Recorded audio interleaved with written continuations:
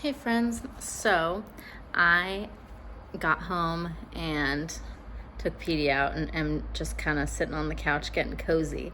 But I thought, in the spirit of it being New Year's Eve, I would actually take you through some of my highs and lows of the year, just to kind of wrap things up, put a pin in this year, because it's been quite an eventful one for me, as you may have surmised, especially these last few months, but honestly, the whole year in general.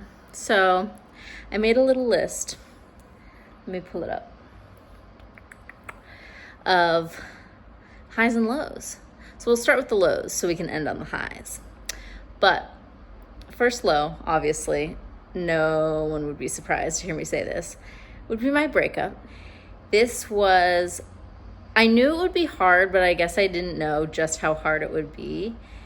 Being in a relationship for over 7 years and then choosing to part ways. We weren't married, but it was a partnership that had, seen us through the latter half of our 20s and early 30s. We basically had a child together who's sitting on my lap as we speak. So it was wrenching, to say the least. And it did a number on me. It really colored the back half of my year, just like the months leading up to it, where I kind of was reckoning with it even having to be something that I thought to myself might need to happen, and then pulling the trigger, and then the fallout of it all. So that's low number one. And then low number two is just losing friends from the breakup. Anytime you go through a breakup, the friends that you lose along the way, Ethan took his friends and I took mine. And, especially on his side, he had a lot of friends that I suspect I will never see again. Actually, I'm realizing now as I say this that I had a dream about some of them last night, so this is timely. Some of them maybe I could reach out to and be like, hey, and it wouldn't be weird in the fullness of time. But some of them I know are just really off limits, and that's okay. And it's just kind of how the cookie crumbles. But it is really sad because I care about them all a lot. And the thought that I'll probably never see these people again is quite a lot to think about. So that's low number two, the friends we lost along the way. Number three is anxiety and depression. So anxiety was something that started to hit for me a few months before the breakup. And I think it was my body, my system's way of being something's got to change. And it was a signal that things weren't quite right. And I was really confused about what that anxiety was about. It really started in May of 2025 and barely let up until September. So this summer was a very anxious time, with the exception of days or a couple weeks here and there. But yeah, it was this unexplainable anxiety. In hindsight, I know where it was coming from, but for any of you who've suffered with anxiety, it's horrible. And I had panic attacks.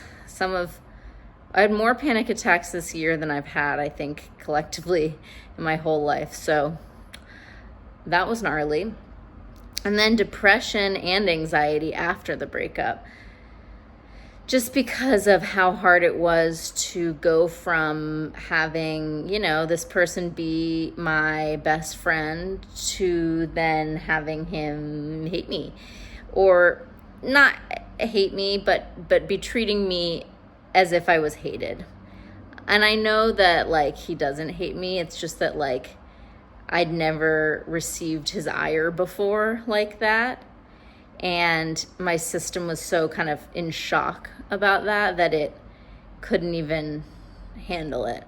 And so, yeah, I had some dark, dark days post-breakup for sure.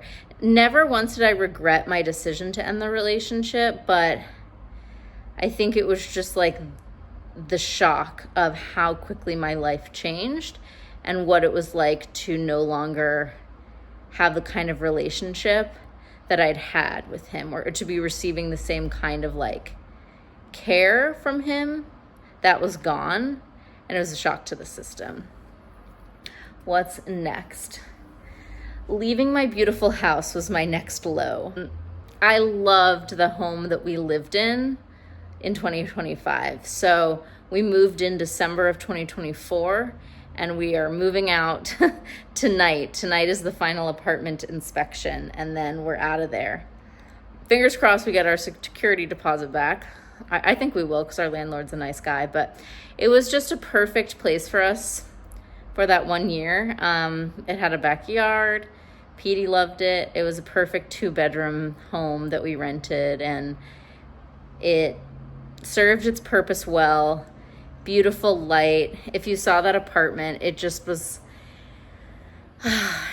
apartment house. I mean, it was a little house in LA, and it was just everything. So Petey's grumbling. He misses it too. It was amazing, and I grieve having to leave that spot, because I remember moving in and being like, oh my gosh, I see us living here for years. This place is so us. It's so me. When we found it, it was like, this is a diamond in the rough. Like, how did we even land this place? And yeah, we only got to experience it for a year. So that's bound to smart. So leaving that place took some grieving. I'm so happy here now in this new apartment that the sting has worn off, but my last few weeks and days in that house, I was grieving. I was riding the grief train. I really, really was. The next low is dealing with taking insurance as a private practice therapist. So I guess I probably haven't talked too much about this on the vlog, but because I own my own private practice as a therapist, I've made it my mission to try to be pretty affordable to clients. I have my private pay clients, and then I have my insurance clients, but I have more insurance clients than I have private pay clients. I'm an old softie, so if a client has insurance, I'm going to do my darndest to try to take it. But in this last year, I think because insurance has just gotten more expensive for everyone, it's screwed me and maybe other therapists more than ever. So I'm making less, and I think clients are paying more, and it sucks. So I feel like I made less this year from insurance clients than I made in my first year as a private practice therapist, which sucks. Like, you would hope, this is my second year in private practice, you would hope that I would make more because I'm gaining experience, but that was not the case. It's fine. Like, I'm not in it for the money. I want to be able to make a living wage and to pay my bills, and the rest is gravy, but it is just disheartening because it feels like, oh, I want to be building and growing and not losing money.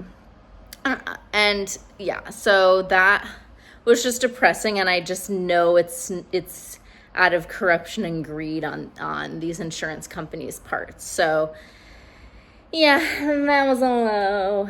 And then my final low is just the onslaught of weight loss, GLP-1 ads, and trying to have a body respect and body positivity kind of perspective and attitude as a person and as a therapeutic provider in this day and age, but feeling like it's so hard in this society to stay strong.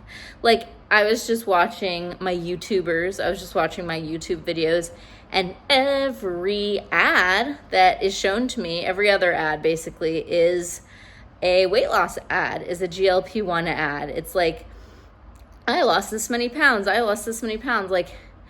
And I block these ads, and they always find a way to come back. And it's non-stop. So yeah, and then so many of my clients are like, should I go on GLP-1s? And here's my thing with them. I'm not anti-GLP-1s because I have some clients that are on them, and I'm happy to work with clients who are on GLP-1s. For some, I think it's very helpful, especially with type 2 diabetes, especially with PCOS, for some other things too. But it's not a one-size-fits-all. I don't think everyone and their mother should be going on a GLP-1. I think it's for specific cases. I don't think it should be used as this thing that treats every condition that anyone could ever have. And I don't think it should be like, oh, you're over a certain weight, you're on a GLP-1. And it's just so frustrating. And I resent the fact that every ad I'm ever served and everywhere I turn, I'm being bombarded with advertisements for them. I do resent that. So no, I believe firmly in body autonomy. And when people go on GLP-1s, I'm like, that's your choice. I'm not going to judge you. And and I don't even like resent that in this society, because I'm like, fair enough. I get the same ads you do. It's hard to say strong out there, but I'm tired. I'm tired of feeling bombarded. I want a break. I just want us to all just get to just exist in our bodies without feeling like we're being smashed over the head with this rhetoric. And like we actually have choice. Like it almost feels like people don't have any choice anymore to opt out. Anyway, that's my low list. Those were my lows of the year. Let's move on to highs, shall we? Lighten things up. I just realized I made some tea that I completely forgot about it. It's my little corgi mug that says, be jolly.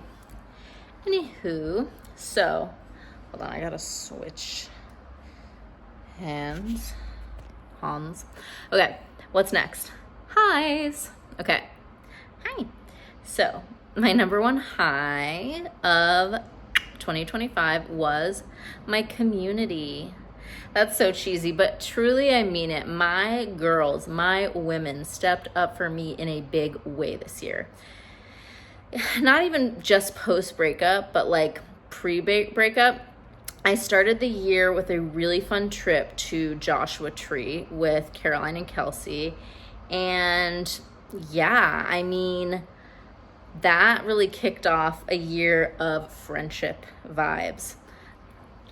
I feel like I got closer than ever with my friends, Caroline and Kelsey, but then also, Catherine and I had so many good hangs, and I'm like, who are my other friends? I know I have others.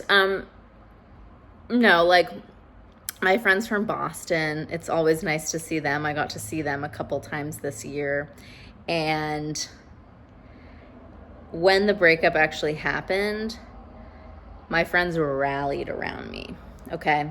Also, my mom, another friend, member of my community, totally showed up for me in a big way, so that was huge. And yeah, just feeling safe and supported by the girls made all the difference. Let me just put my tea down. I don't know what I would have done without them, because like the day that I broke up with Ethan, I literally was like, Caroline, I'm coming over. Well, I told her in advance I would probably come over, so she was ready, and she was like, you got the guest room? It's ready for you. And I was like, okay. So yeah, I was just kind of back and forth between Caroline's and my mom's for a hot minute there. Kelsey was on call as well. It was the women's hour. Let's just say that. My next high was the room I'm sitting in now, my first apartment. So this is the first time I've ever lived alone. I used to think that I never wanted to live alone. I was like, oh, I'm extroverted. Like I like living with other people. I don't want to live alone. But at this age of my life, in my 30s, I love living alone. I love my own company. And That's so crazy because 10 years ago when I was 22, I like hated being alone. I like needed to be around people. And now nothing could be further from that. I love chilling and just doing sweet fuck all by myself. So that really goes to show 10 years can make such a big difference in a gal's life. I feel like that's a testament to how much I've grown and like just gotten so much more comfortable with myself, which is great.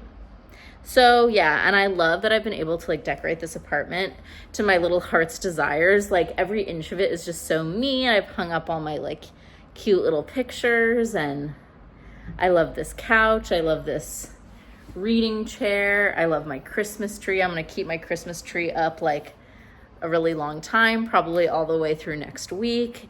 And who gives a crap, because it's my place. I love my TV. I love my little kitchen. I love my little Taylor Swift pictures. I love all of it, and it's all mine. And I love just being like, it's my house. So that's a big high, is just having my first solo apartment. And you guys, this is gonna sound, it's not gonna sound bad, whatever, I'm gonna say it. One of the reasons that I knew that I had to end my relationship is because I was like dreaming of living alone. Like I would fantasize about having my own place while I was in my relationship with Ethan. I'd be like, oh my gosh. I would like look at like 1-bedroom apartments as I was like walking PD, and I would like imagine and like dream up like how I would decorate my 1-bedroom apartment if I was single.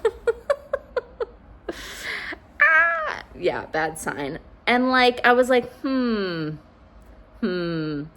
people who are like happy in their relationship doing that? Maybe not. And I just knew, I was like, I feel crowded. Like I feel crowded living with another person. And he would just, you know, leave his shit around and like not close the shower curtain and like not really respect our home in the way that I wanted him to, or that I would have.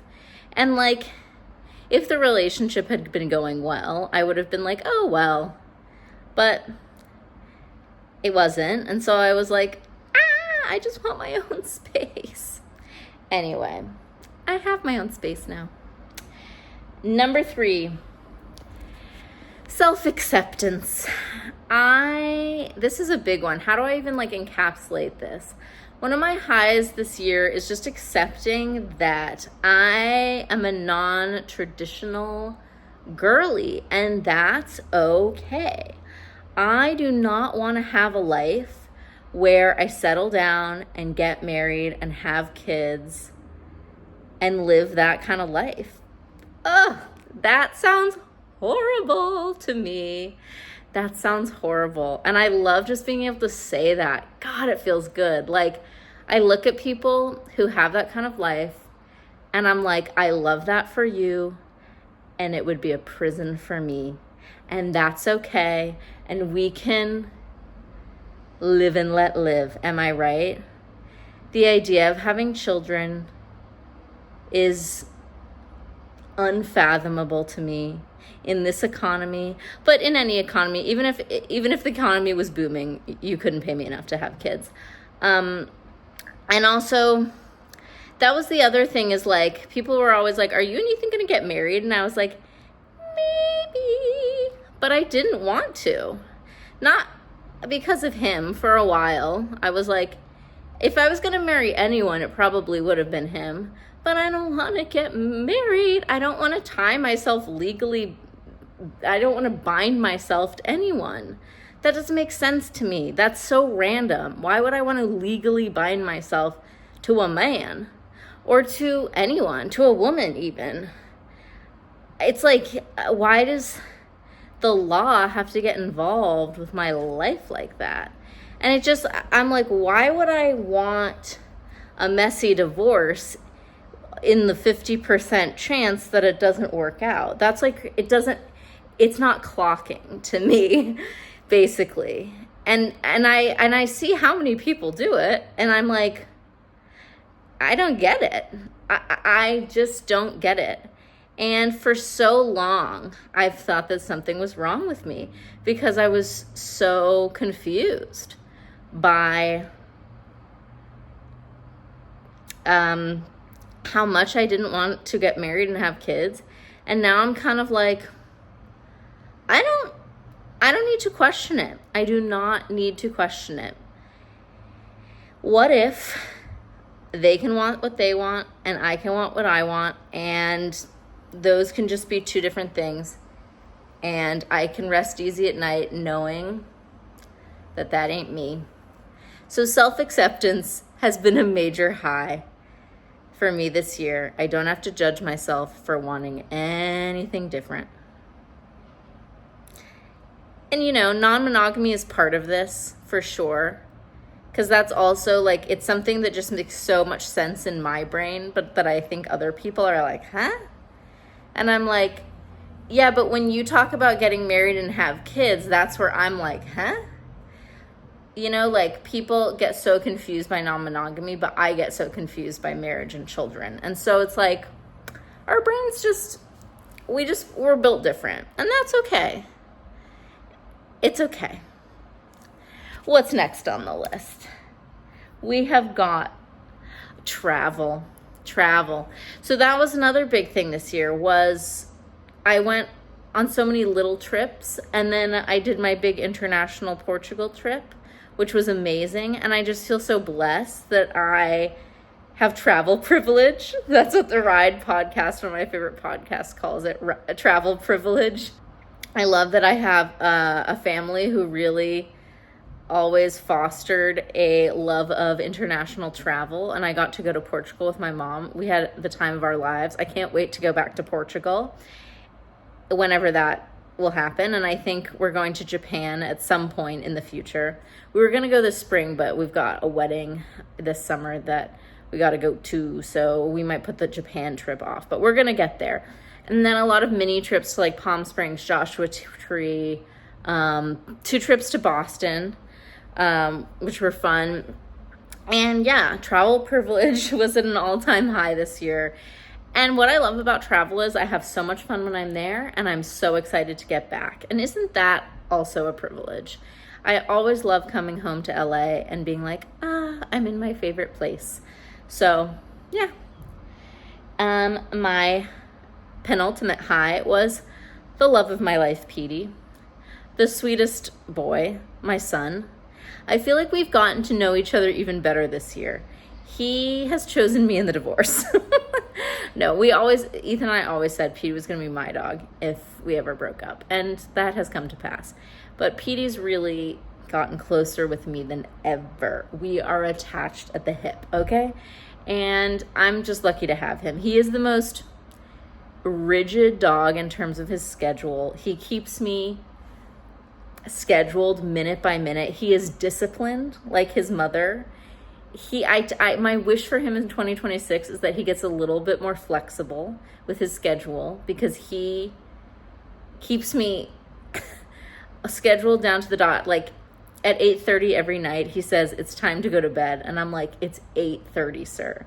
The second I get up from bed, he's like, get up in the morning, he's like, I want to walk, I want breakfast, I want this, he keeps me on a tight schedule. And he's a hypersensitive king with a hypersensitive mom. So he's a big feeler, just like me. We're very similar. I have a son that's a lot like me. Karma's a bitch like that. But love him. He's the love of my life. Need I say more? And finally, my last high of the year. This is going to sound cheesy too, but it's true. I feel like I am looking forward to the future for the first time in a long time. Like, obviously, I haven't not been looking forward to the future, but I'm kind of like, the future's coming. Yeah, it's here. But like, I'm genuinely excited about the future because it's so much more wide open than it's felt in the last few years. In the last few years, I thought I knew the sort of direction where my life was going because I was in a relationship, like a very committed relationship. But now that I'm not, I'm like, well, shit, anything could happen now. I'm kind of curious. Let's see how this cookie crumbles, you know? And that's very exciting. And now with all this work of self-acceptance, where I'm like accepting, I don't want to get married, I don't want to have kids, I don't want to have a traditional life. I'm very rooted in non-monogamy. I'm very rooted in a non-traditional lifestyle. Now I'm like, all right, now we're cooking. And I'm very excited for the future now that I've accepted who I am so fully and can actually say it out loud with no shame. And everyone in my community is on board with it now. I'm not kind of like, I think this is what I want, which I was kind of doing in my relationship. Like I would say, I would like be like, hey, I have these ideas of like maybe, but I wasn't like putting my flag in the ground and being like, this is who I am. Now I am. And I'm very curious to see where this road will take me. And so, yeah. Those are my highs of the year. But another big high was just like, I started this channel. And even though, you know,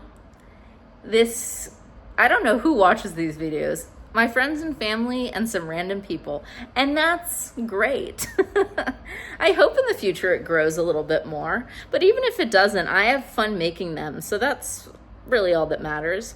This has just been a nice kind of therapeutic outlet for me. And I'm going to continue making them, and I hope y'all continue watching them, whoever you are. So that's tea.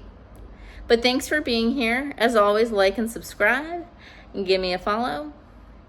And yeah, I hope you all have a lovely end of year reflection time, and we'll see you in the new year. Bye-bye.